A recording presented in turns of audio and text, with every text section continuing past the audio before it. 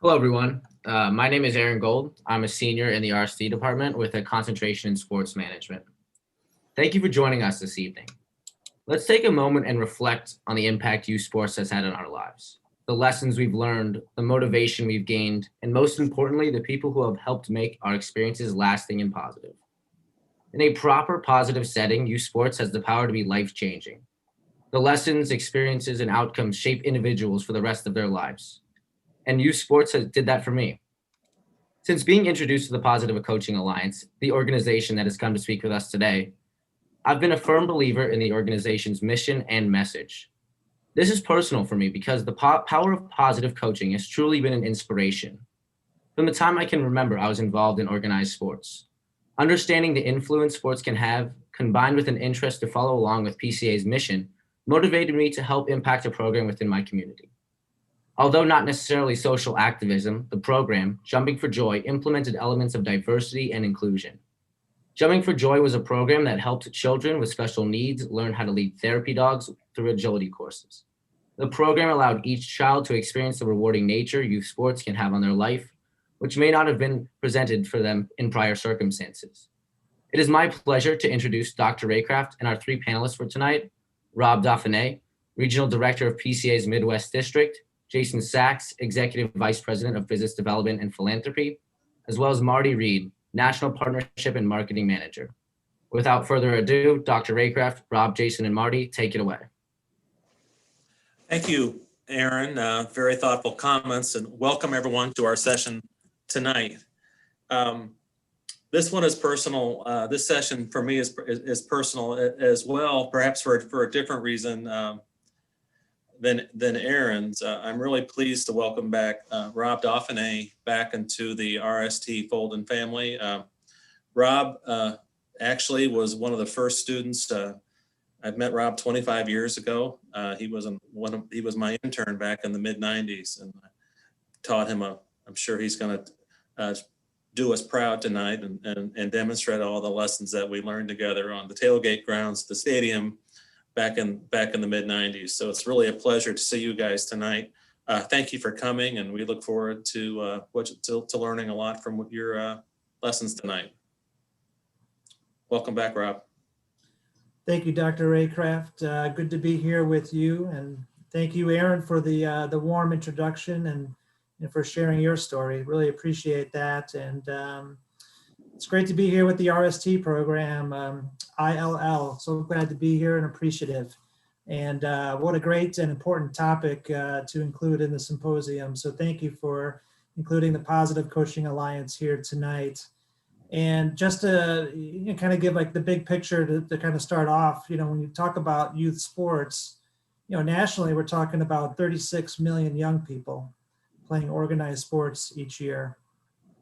Other than school, there's no greater platform to reach our country's young people and teach them character.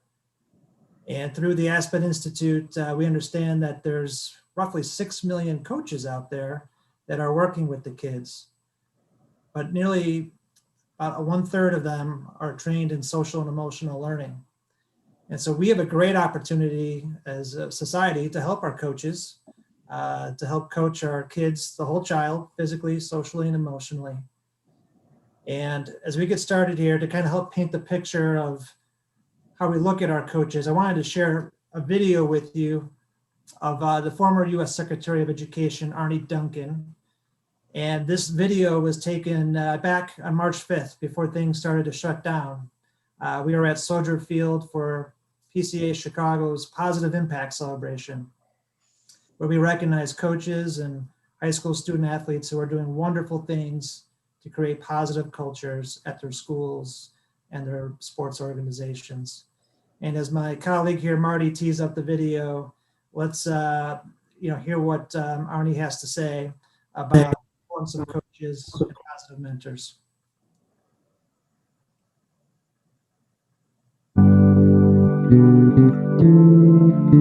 I'm just a big fan of PCA's sports, athletics, basketball for me. Great coaches shaped me, molded me, taught me lessons that have helped me every single day of my life. So It's just so important that our kids have these kinds of good opportunities to learn, to grow, to be supported, to be nurtured. And so whatever I can do to help out, that's a joy for me. It's a privilege. Coaches are teachers. I mean, there's no distinction. And obviously, for coaches, teachers are absolutely hugely important. But if a teacher has 100 kids a day and maybe has a child for that 1 year, you can have huge impact, but there are also some limitations there. But if you're a high school coach and you have, in my case, 12 basketball players and you're with those kids for 4 years, that's the formative relationship. And that relationship should go way beyond, the basketball court or the athletic field or whatever it might be, the track. And if that coach can be the kind of mentor and role model to teach you how to be a young man or a young woman and how to make good decisions and how to handle adversity and how to be a great teammate, way beyond the sports or the wins and losses, those life lessons are going to stay with young people for the rest of their lives. I know that's what happened in my case. And so that coach is as important, frankly, if not more important than anyone in that school environment for those student athletes. What I always say is that young people, they are going to have role models. The question is whether they're positive role models or negative role models. So where you have coaches, where you have a chance to be part of a team, and you got a good positive coach there, that's an amazing thing.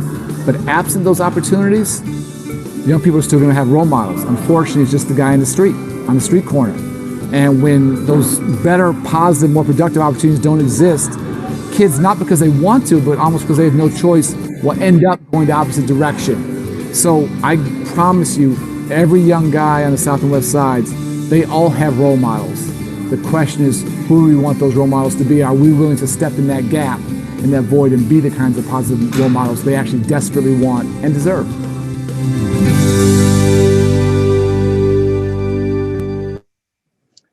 Great stuff there from Arnie Duncan. And the two key takeaways from that clip are that coaches are teachers, right? And if we can be, if a coach is with kids for 2, 3, 4 years, that's a pretty impactful relationship where kids can learn incredible life skills on teamwork, resilience, grit. We don't necessarily learn those things in math class, but that's the impact a coach can have on a person for their entire life. And Arnie Duncan's doing work with the organization called CRED that fights the gun violence issue we have in the city of Chicago. And as he pointed out, is that kids are going to have role models, whether in sport or in the absence of sports. They're going to have people they look up to, and it's up to us as a society to decide if those role models are going to be positive role models that will be there for them. So as the Positive Coaching Alliance for 20 plus years, our organization has been working to provide child psychology, sports psychology, best practices from some of the most well-known coaches to help everyone involved in youth sports, not just coaches, but the parents, the athletic directors, anyone involved in working with the kids to help them create these positive athletic cultures for kids to reach their full potential. And in this topic here on youth sports and social justice, that's an extension of the work that PCA has been doing. And I want to turn it over to my teammate here, Marty, who's been doing some amazing work on behalf of the Positive Coaching Alliance, co-leading our initiative called Sports Can Battle Racism.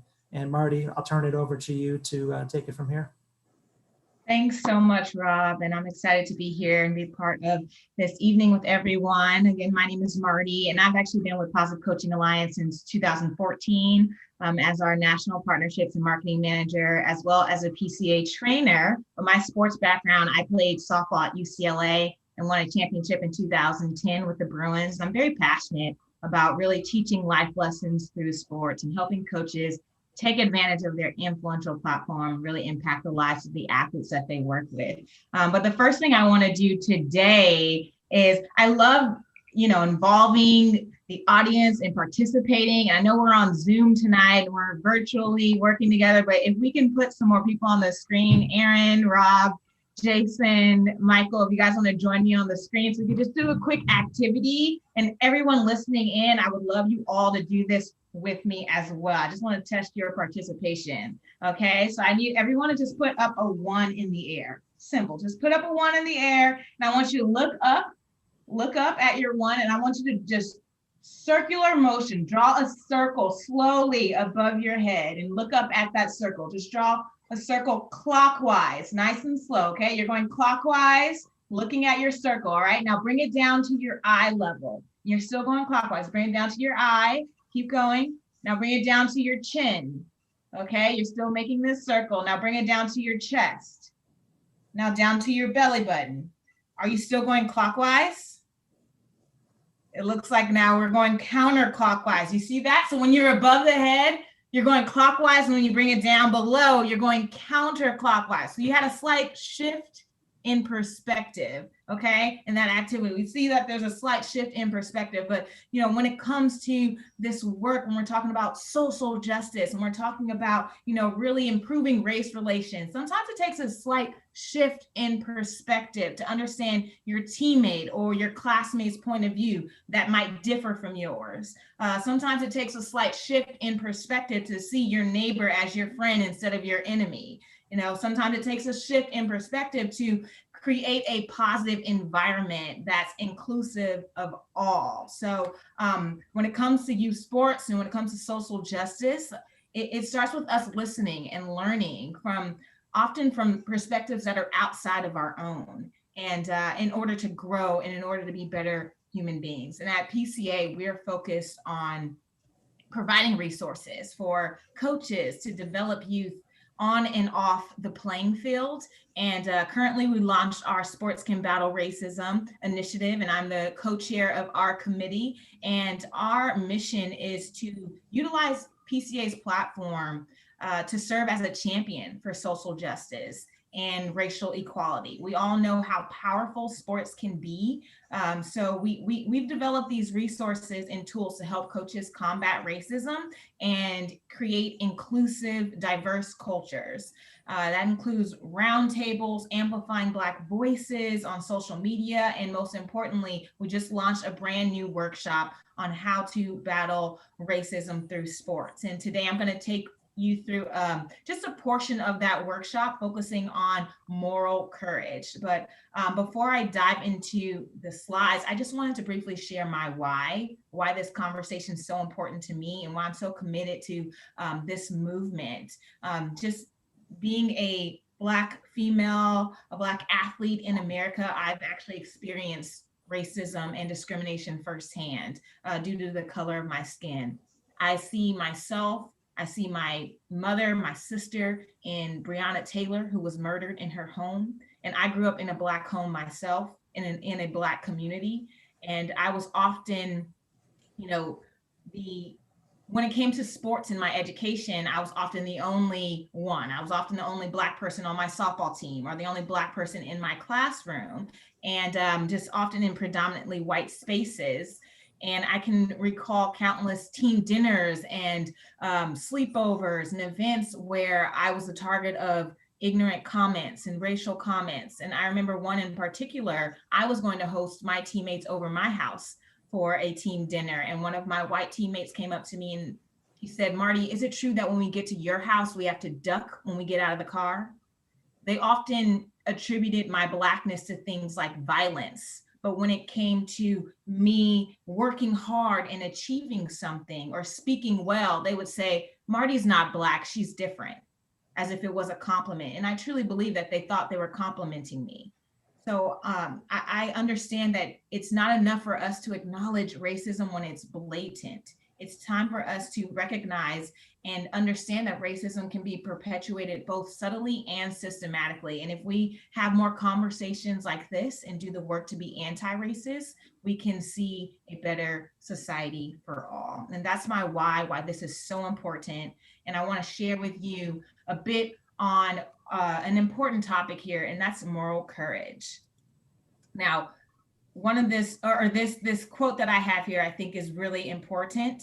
And it says, "All that is necessary for the triumph of evil is that good men do nothing." And that's a quote from Edmund Burke. It's an Irish, or he's an Irish philosopher.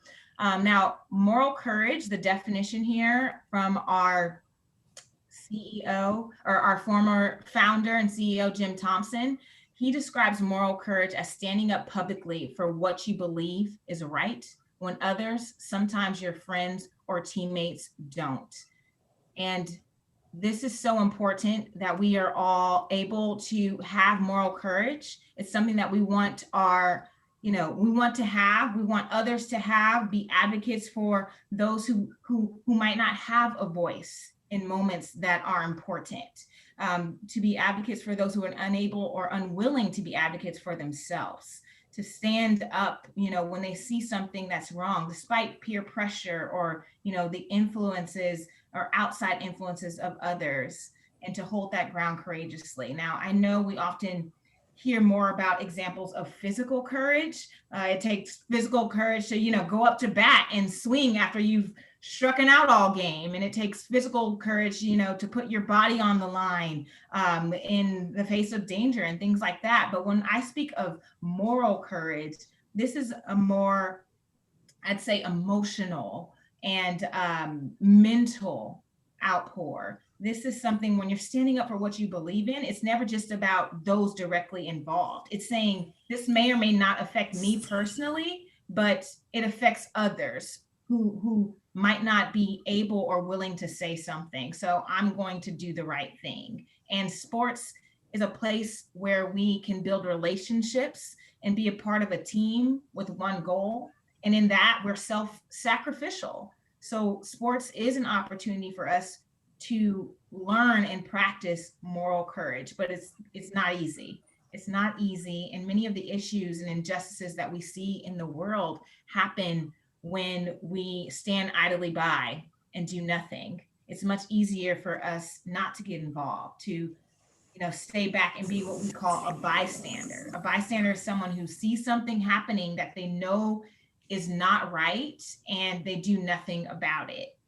So on this next slide, I want to just cover some of the characteristics and traits of being a bystander versus an upstander. Now, when I was facilitating a workshop for student athletes recently, I asked them to tell me about what are some characteristics of a leader. What are the characteristics of a leader? And then they started coming up with this list of things that signify and are characteristics of a leader. They're saying like brave, courageous, confidence. And then I explained what a bystander is, someone who sees something that's not right, but doesn't do anything about it. And we started to list the characteristics of a bystander. And here are the things that we came up with. Someone that's fearful. And there are legitimate, things to be fearful of. You could fear safety. You could fear consequences, losing friends or popularity, feeling maybe ostracized or excluded from the group. It's a human need for us to belong, and feel a part of, when we say feel a part of the culture within, any group, any family, any organization. That's a human need. And other characteristics of bystanders would be someone who might be or lack confidence or self-worth, feel insecure, or last but not least is that self-centeredness, only concerned with things that affect you and not others. So these are the characteristics of a bystander. Now, when we speak of an upstander, those were the things that were in line with leader.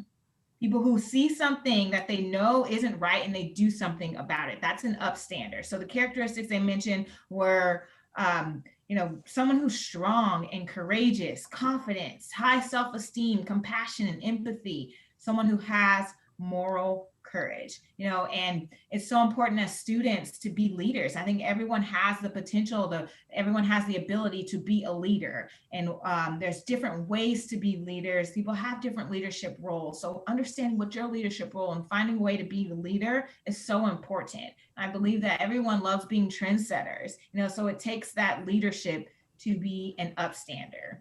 And we have to remind ourselves and other students that we have these traits and that we're capable of being an upstander. And so another thing that I would love to share, and I'd love to empower you all, is with, the belief in order to do so. So understanding this toolkit of how to practice and stretch your moral courage.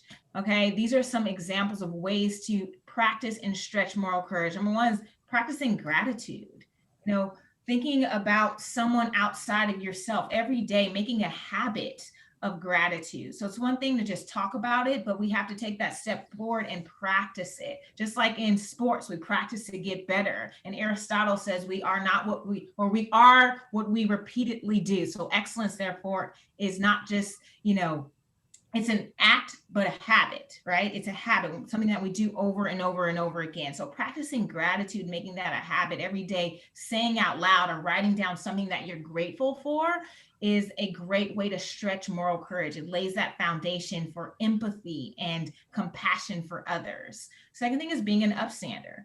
Practicing being an upstander. When you're seeing something happening that isn't right and it's not right, being willing to step forward and say something about it, within safety, within the realms of safety, being able to stand up and say, this isn't right. This isn't the way that we're going to do things here. And we're going to be upstanders and not bystanders. And the third thing is acts of service, getting in the habit of really doing things for others, whether that's at home, whether that's in the community. When you can practice acts of service, especially when it's inconvenient for yourself, right? Doing something for someone else, whether it's at home or in the community, despite the bit of inconvenience, is really good for stretching moral courage because it lays that foundation for empathy and compassion. So look for volunteer opportunities, no matter how big or small. And it's important to make that a daily practice as well. So these are 3 ways to stretch moral courage. And I want to play a video to show you an example of an athlete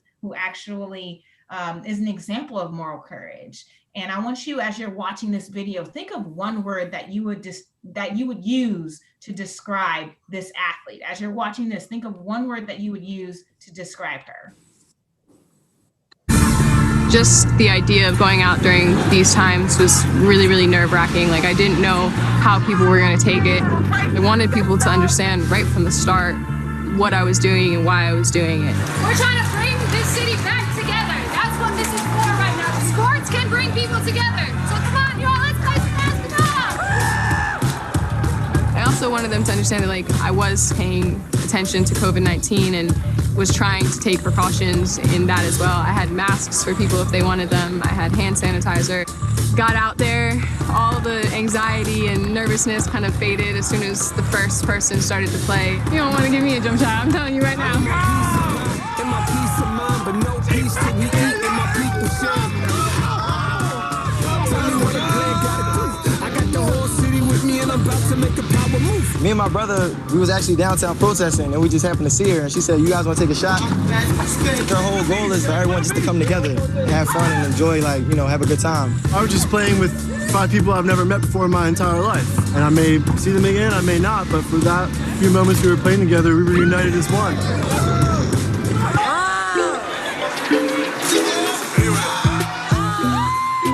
Bringing a basketball hoop is not going to end racism. I 100% know that that's not the case. We're just trying to break the tension so that maybe we can come together as a community and find the right solutions to get to a better place in our country and in our society.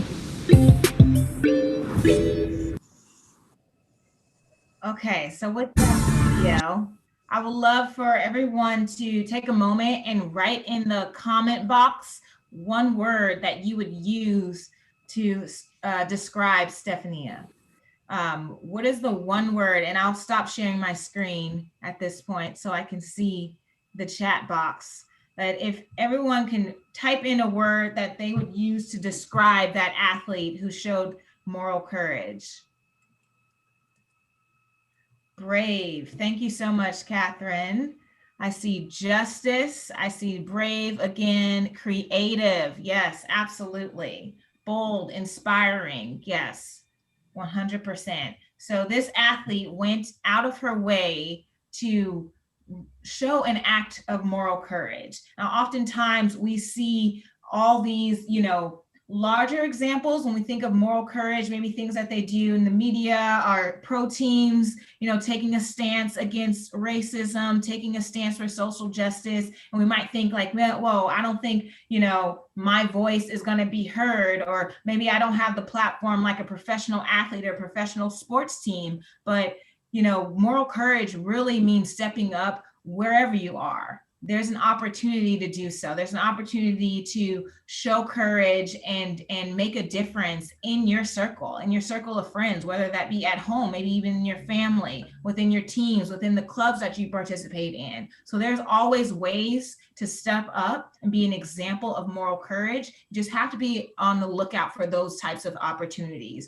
We call them teachable moments and moments of truth. Sometimes it does become tough, to step outside of your comfort zone, but it's more important to be able to make a difference in the lives of others, especially when it's harder for them to use their voice in that moment. So I challenge you all to look for those opportunities to be brave, to be creative, to be bold, to be inspiring. I'm using your words that you've shared with me today, and to practice moral courage. And it starts with really listening and learning from others' perspectives, especially those that are outside of your own. When we spend more time talking with people who have different backgrounds than us, different upbringings, different life experiences, that's how we are able to learn and grow. And when we practice gratitude, when we think of ways that we can share what we're grateful for, that gets us in the mindset of thinking outside of ourselves and thinking about others, and getting us in that mindset to practice moral courage. Being an upstander, standing up when we see things that are happening that aren't right and we can do something about it. And last but not least is those acts of service.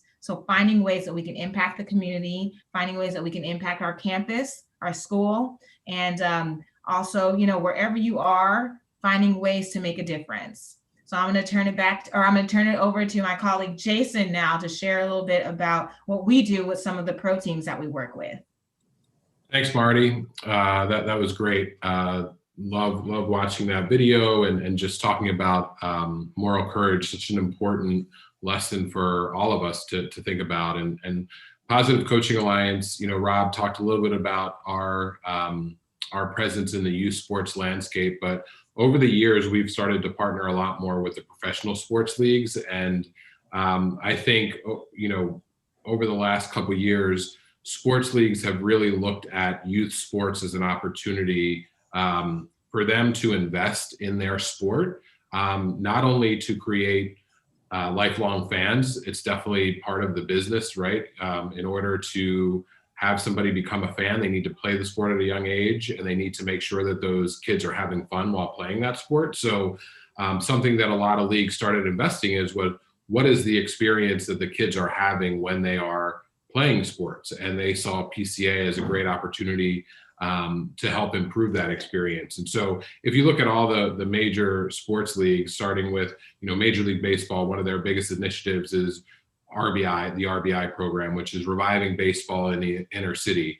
And so if you look at the game and the makeup of Major League Baseball right now, there is a lack of players of color, African-American players. And so reviving baseball in inner city is focusing on how can we create and create sustainable programs in the inner city for baseball. And PCA partners with Major League Baseball to train coaches and parents and athletes within those RBI programs to ensure that they're having the best possible experience.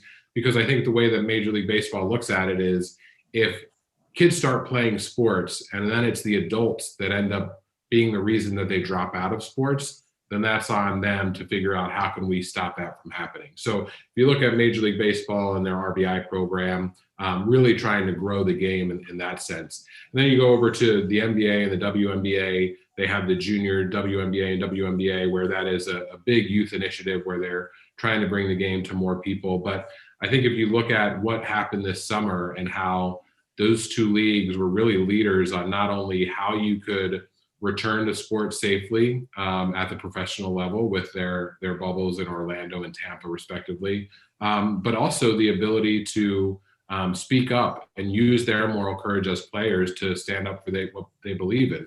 And the WNBA has been a leader in this for many years, not just this summer. Going back 3-4 years, they have always been on the front lines of this and fighting for social justice. And you think about what the NBA has done for the medical research for COVID and finding a vaccine and some of the testing protocols that they've created. The NBA has invested in supporting their players and the Black Lives Matter movement, and they started supporting and really focusing on how to get more people registered to vote and opening up arenas to help voter access. So if you look at things that the NBA has done and the WNBA has done off the court over the last 6 or 8 months, it's been pretty powerful, and it all falls under this scope of the social justice and how it plays into the sports landscape. You look at the NHL, they have programs promoting diversity and inclusivity. I know that you're going to hear from the Blackhawks next week as part of this program, but they have a Hockey is for Everyone program that the league runs, but also all the teams run. It is really, historically, hockey is a white, rich sport because there is a lot of barriers to from a facility standpoint to an equipment standpoint. So they were really figuring out ways that how can we make it easier for more kids to play, and what are some programs that we're not going to get every 5-year-old on skates into an ice rink right away, but what are modifications to the game that we can make so we can get a stick in the hand of all kids throughout Chicago or all kids throughout whatever city it might be. So the Hockey for Everyone program is really important. And then across the board, you look at MLS and NWSL, they have different coalitions of the Black Players Association or whatever those initiatives might be. But more now than ever, we are seeing athletes being, outspoken around social justice that, and there's that famous phrase that people like to say of, stick to sports. I don't want politics in my sports. But as some of the WNBA players say, like, we're not doing it. Politics is coming into our sports, or these issues are coming into and supporting our sport when, the majority of our league is are people of color or are, a minority when it comes to LGBTQ community. Like, if that is ours and people are politicizing it, then that starts to impact us. So we need to hear our voice. And so I think you can look at the leadership of those leagues that have really focused on making sure that the players feel like they have their voice.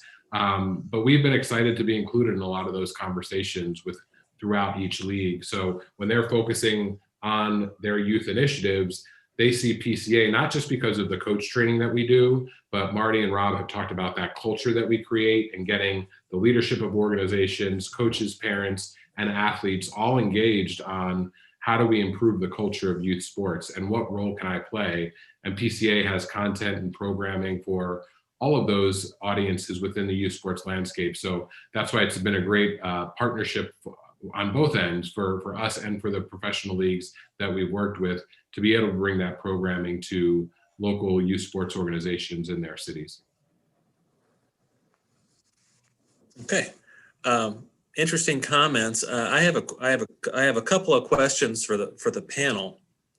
My first one is, as a parent, I have my sons in middle school, and they have been home. You've got the sports has been gone through a very, once in a century complete interruption where they have been delayed and put on hold and whatnot. And you guys are really kind of having to having to pivot really your entire organization that, in terms of how these messages are going to be learned. A lot of seasons have been canceled, or people are maybe hesitant to participate or be involved because of what's going on currently. How do you think that's going to impact the whole notion of youth sports, and what do you think the role of PCA is in this current environment? Yeah, I'll take a shot at that answer first, and then happy to have Marty and Rob join in. I think there's a couple things that we see happening. One is that we hope this is somewhat of a reset for youth sports. Rob talked about 36 million kids playing youth sports. Youth sports is a $20 billion industry, $20 billion for youth sports right now. And so if you think about that, it is because the travel leagues, the tournaments, all the pay for play type of programs that are out there.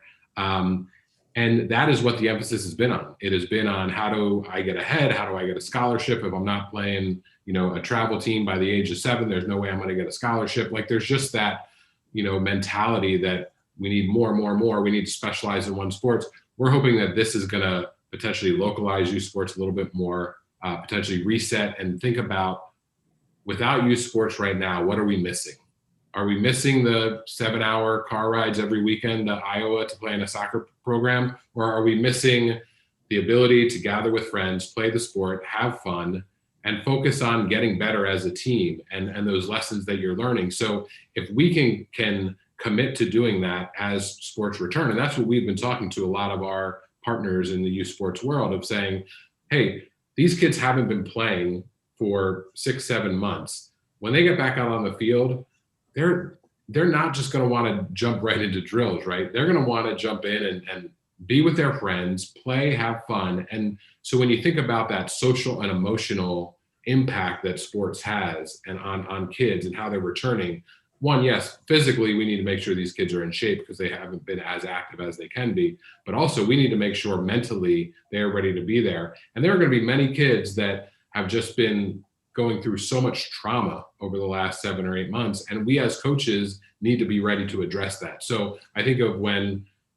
we've talked about this in our workshops, even pre-COVID, but I think it's so important now, just when kids are showing up to practice, that initial check-in with them, we talk about where their emotional tank is and where are they ready to participate, what's happened to them during that day that might be throwing off their mindset. But you think about now, there are so many other things that are happening in these kids' lives that we need to be aware of. So checking in with them when they get to practice, talking about how their day's been, seeing where they are, if they're mentally ready to commit to being ready for practice, or, hey, you know what? Our kids don't have it this right. Instead of doing all these drills that I thought we were going to do, we need to do a fun activity to sort of get them relaxed, get them in the mindset to be there and make sure that they're still having fun, because we need to recognize that the goal of youth sports and the reason why kids want to play sports is to have fun. And the winning and the losing and learning how to play the game and all those things are going to come. But if we aren't intentional around that fun and teaching life lessons, then we're going to lose out on a lot of opportunities. So Marty or Rob, would love for you to add any other insights that you might have. And you covered so many great insights with that response right there. When you said, what are kids missing right now? We at Positive Coaching Alliance, we've always talked about the importance of connection, how important it is to have a connection with each of the athletes that you're coaching. And you need that connection first before you even get the commitment. So now, it's even more important to really take the time to stop and have those empowering conversations with your athletes and actually check in and build that relationship, ask questions, resist the urge to fix anything right away. Let them kind of explore again and discover as they're coming to practice and getting back into the swing of things. So I think leaning on that connection is so key right now, because they have been longing for that during this sports hiatus time. You got to take that time to truly connect individually with your athletes, not just the whole team, but one-on-one connections, listening to them, asking them how their day is, asking them about their likes and dislikes, not just on the playing field, but outside of sports as well. So any opportunity you have to build those connections is so important. And one other thing that I'll add, and early on, when probably back in March or April, when this first started, we involved some of our national advisory board members that are coaches and athletes at the professional and college levels. And Lindsay Gottlieb, who is an assistant coach with the Cleveland Cavaliers, and formerly was the women's head coach at Cal. She talked about saying and having the conversation, it is okay to be disappointed right now and to be mad and to be upset. Like, we have kids that have lost their senior year of high school or their senior season. Like, that is awful and that sucks, right? And we need to be able to acknowledge that. And I think we need to be okay with them being disappointed, but we still need to be there to support them and talk about how we can move on from that. So I think we want to be able to identify and talk about what the issue is or what our kids are feeling, and not feel like we just have to, not talk about it, suppress it, and be like, hey, we're back at practice. Let's just go. It's like, let's identify what we're feeling and what issues we've had right now and challenges we faced, so then we can try to support each other that way. One of the topics that's come up is we had speakers last night from the Milwaukee Bucks and the St. Louis Cardinals. And we're going to be talking to as you mentioned, the Blackhawks next week. And you're seeing kind of in the history of sports, you're seeing kind of a unique time where organizations are coming out, as you mentioned, being a lot more public in their feelings and making statements where traditionally pro sports have been very kind of a vanilla, and they're trying to be all things to all people. And you're really kind of starting to see, one of the things that we're learning is that's really, we're moving away from that at the pro level.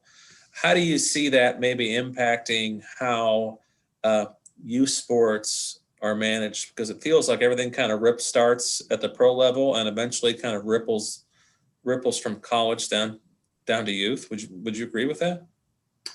Yeah, I mean, I think we talk about it all the time, that sports and college sports and pro sports, we can use a lot of things that happen there as teachable moments for our kids at the youth and high school level.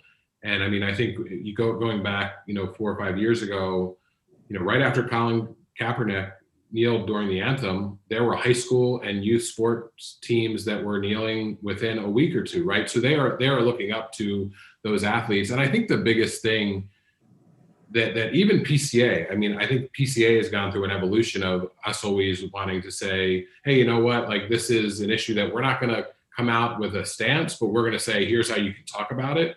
And we've had to look ourselves and hold ourselves accountable and say, no, like this is not, like some of these issues aren't political issues, they're humanity issues, right? And so what are our moral, and I think this goes back to what Marty was talking about, the moral courage that even if others might not be doing it, but it is the right thing to do you have that courage to step up and talk about it? So I think it's very important to be able to have these conversations at the youth and high school level of what is happening at the pro level and why is it happening. And even one of the workshop that Marty talked about a little bit talks about how sports has been that vehicle for battling racism previously, and now it's starting to come up a little bit more. So Marty, I'm not sure if you just want to touch on a couple examples and how that's potentially related to youth sports. Yeah, 100%. I think sports has always been a great place where, from civil rights, women's rights, human rights, all of it, it's been a place where we've seen the role of sports really have an impact and bring some of the issues that we've seen in mainstream political consciousness. We talk about the 4 waves of activism, research done by Dr. Harry Edwards, starting with, the struggle for legitimacy back in the 1936 Olympics, the Berlin Olympics, with Mac Robinson, Jesse Owens, 18 Black athletes competing in that Olympics. Before that, Black people weren't even seen as legitimate human beings. It took those athletes to go out there, bring home 14 medals to start being recognized and getting that recognition. And then from there, we had, the push for access. Jackie Robinson breaks the color barrier, and we start to see the, desegregation of sport locker rooms and integration in, the Army as well. And then after that, we see the human rights and the civil rights movement, Black Power movement. Athletes start to really use their platform to speak up against, social justice issues. Like we talk about Tommy Smith and John Carlos putting up their Black fists in the air during the Olympics on the medal stand, that iconic moment with the Human Rights Forum. And it's just so powerful to see how sports has been used as a tool. And then there's a bit of time that passes where we don't really see as much activism when, you have big time athletes like Michael Jordan and Tiger Woods making millions of dollars, usually at the expense of using their platform for social justice issues.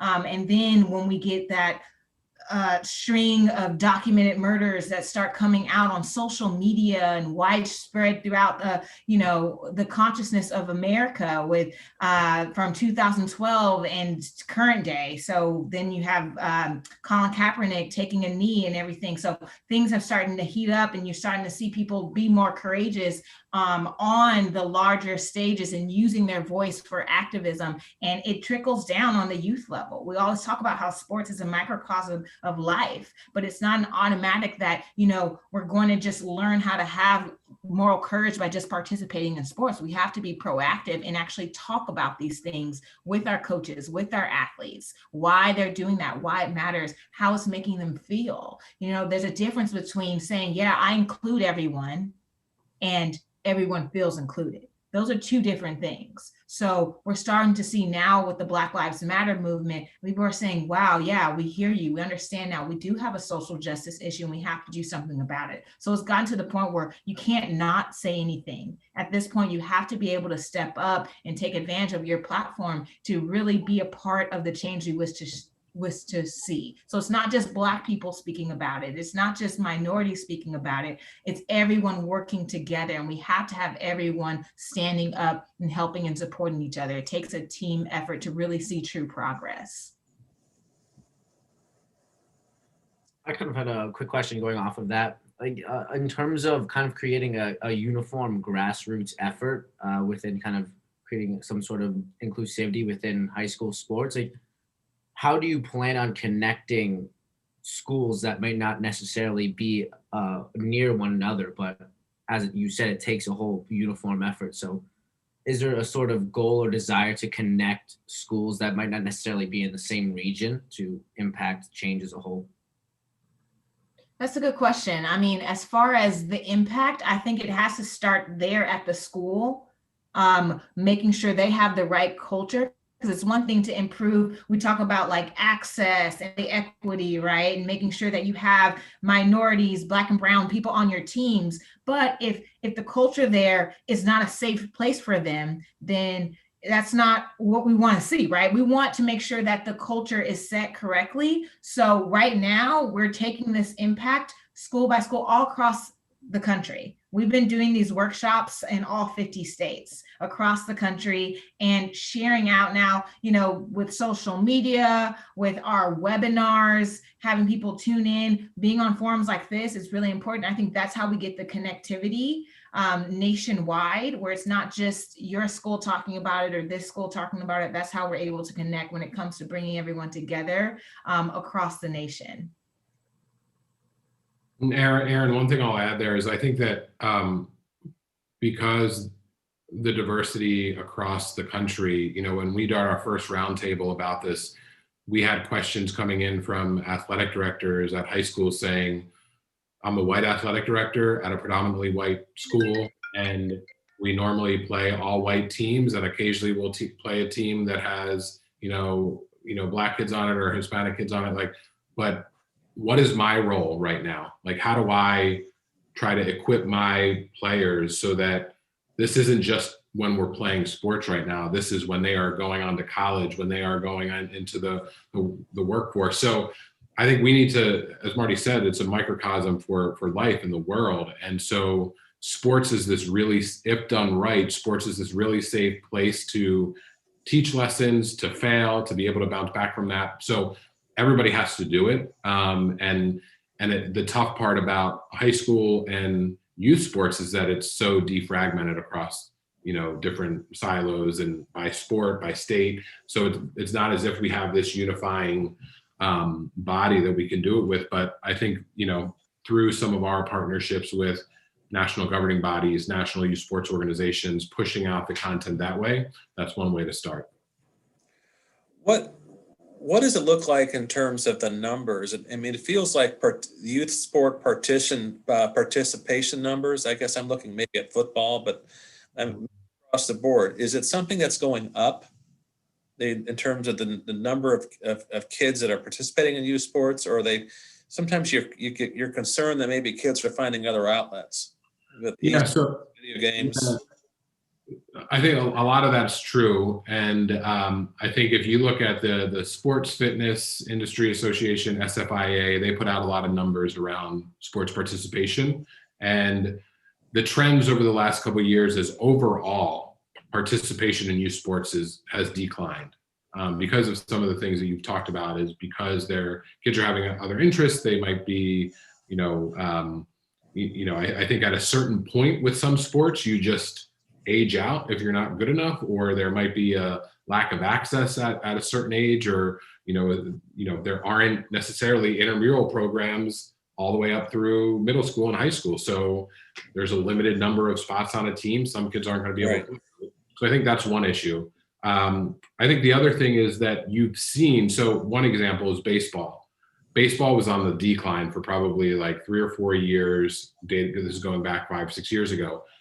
Major League Baseball saw that as an issue because they said, if kids stop playing the game, we're not going to have fans. And right, that's a business decision. So how do we get fans? So they started putting a lot of resources into their youth baseball initiative. They partnered with USA Baseball. They started this whole play ball campaign where it was, let's not necessarily get kids out for a 9-inning game and, you know, playing all those things, but let's get a bat in their hand. Let's get them doing the fun stuff. Let's get them doing home run derby, you know, like wiffle ball, all these types of things. And they ran these play ball clinics around the country. You know, there's an open, you know, plot of grass, like we can go put on this clinic. We can do it inside a gymnasium. But it was all about just getting kids playing and having fun and not standing in left field for, you know, 7 innings and not getting the ball hit to them. So what they saw over a couple of years, baseball participation started to rise a little bit. So I think that is basically something that all governing bodies and professional sports leagues are taking note of.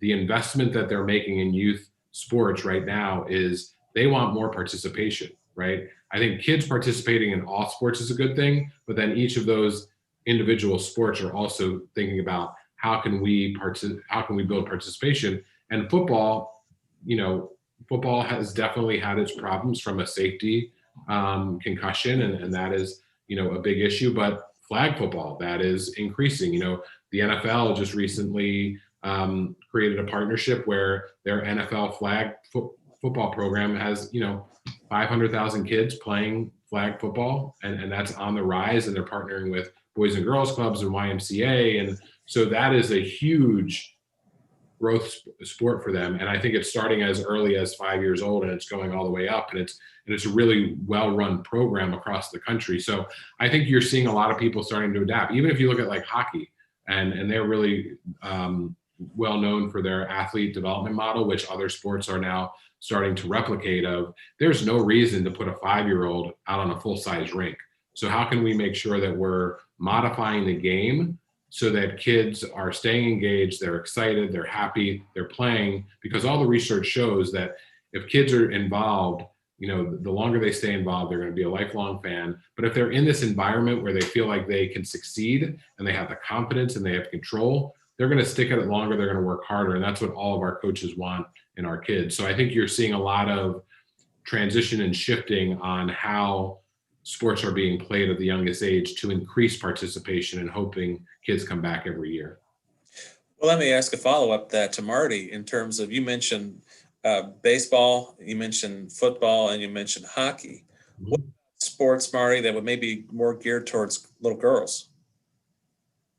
Yeah, I mean, obviously I'm biased because I'm a softball player here, but we are seeing it on the other side as well with, you know, RBI programs starting youth softball programs as well. We see, you know, a shift in the culture of gymnastics starting to change and starting to revitalize that to encourage youth to participate, young girls to participate in there. And I'm also seeing a lot of youth swimmers. So especially in my area, being in Southern California, I'm seeing a lot of programs starting with youth swimmers, providing access. So we're really looking for play equity. So in these sports that are harder for, you know, those who don't have resources or access to fields and access to pools, there's programs now opening up opportunities to improve their numbers and get more participation by recruiting young girls.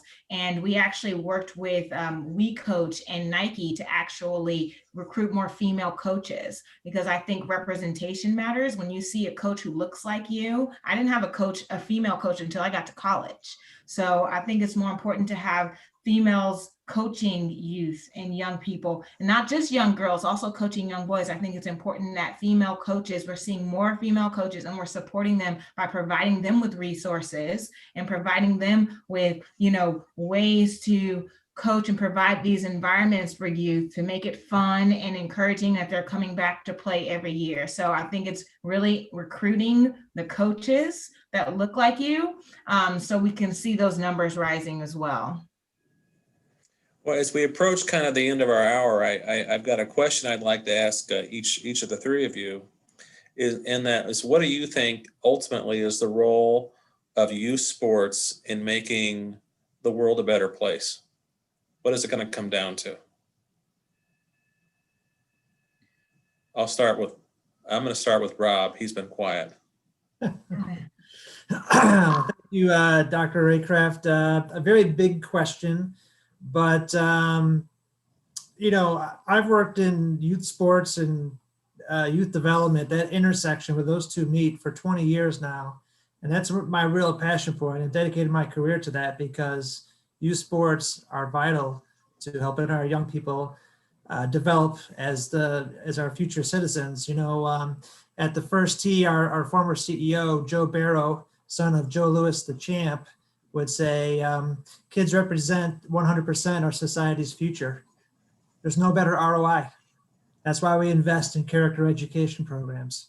And that kind of sticks in my head as to that's why we do this. There's no better ROI than investing in our kids. And Marty, how about you? Man, that's a hard question to summarize short. Rob, you did a great job. You got to get a hard one. You got to get a fastball here. I know. I think I see youth sports being able to change the world by doing it the right way, not focusing on the end result, focusing on the process and the development of kids and caring, showing that you care. So we talk about the caring climate, creating a caring climate that's psychologically, emotionally, physically safe for all kids is how sports is going to change the world. And Jason? Marty stole part of my answer. But what I will say is that, you know, a couple of years ago, I was talking with PCA's founder, Jim Thompson, and we were talking very big vision, like how can PCA change the world, right? And at the time, if you boil it down, this was, you know, the last 3 or 4 years, and you started to see this divide in our country, and it just didn't feel good, right? And so I thought of like, what's one thing that, you know, if we changed about everyone, or everyone was aware of, that we could change the world. And I thought of, you know, empathy and respect for others. And I think sports is a great place to do that, to teach those types of things. So what Marty talks about, doing sports right, and that's so important. And with Rob's comment about, you know, that's our future, right? So this is, what do we want, you know, our society to look like in 10 years? Well, the people that are playing sports at the youth level right now, those are the ones that are going to be on that path to make those decisions. Look at, you know, the last, you know, 6 to 8 months, it's been so many young people getting out there to make change, talk about change. And, you know, what you learn in sports and some of those things about the caring climate and that empathy and the respect for others, if everyone committed to that and everybody was on the same page with that, our country would be a much better place, and we'd be able to accomplish more and get along more. And so I think sports is that opportunity, because again, people are more engaged, they're having fun, and it's a place where they often really want to be. And so if we have them engaged at that time and we're only focused on the outcome of the win or the loss, then we're just wasting a huge opportunity. So I'm going to sort of repeat some of what Marty said there with doing sports right, but I really think it comes down to what are 1 or 2 things that we can really teach kids through sports that are going to, you know, develop them into positive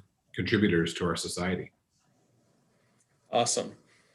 Well, Aaron and Rob and Marty and Jason, thank you so much for your time tonight. Valuable lessons, great commentary, and thank you for what you guys do for our kids.